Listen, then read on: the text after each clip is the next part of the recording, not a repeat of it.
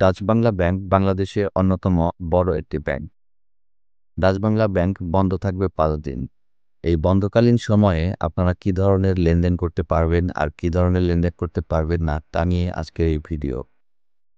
Dutch Bangla bank কর্তৃপক্ষ জানিয়েছে, জানুয়ারির ১ তারিখ হতে জানুয়ারির ৫ তারিখ পর্যন্ত মোট ৫ দিন তাদের সিস্টেম আপগ্রেডের কারণে তাদের কোর ব্যাংকিং সিস্টেম বন্ধ থাকবে এবং ডাচ বাংলা ব্যাংকের এজেন্ট ব্যাংকিং সার্ভিস আরও ২ দিন অর্থাৎ ৩০ ডিসেম্বর থেকে ৫ জানুয়ারি মোট ৭ দিন বন্ধ থাকবে।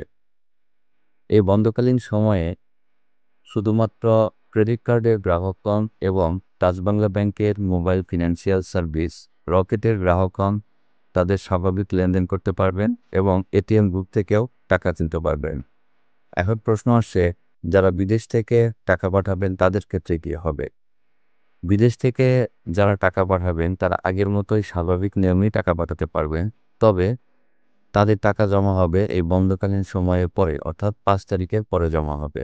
এই বন্ধকালীন সময়ে ডাচ বাংলা ব্যাংকের যে সমস্ত গ্রাহকের টাকার দরকার হবে তারা কি করবে? প্রকৃতপক্ষে তাদের কোনো কিছুই করার নেই, একটাই করণীয়।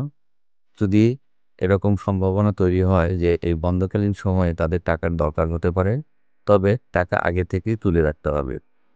ভিডিওটি ভালো লাগলে লাইক করতে পারেন। যারা ভবিষ্যতে এ ধরনের ব্যাংকিং রিলেটেড ইনফরমেশন পেতে চান তারা চ্যানেলটিকে সাবস্ক্রাইব করে রাখতে পারেন। আজকের মতো বিদায় নিচ্ছি।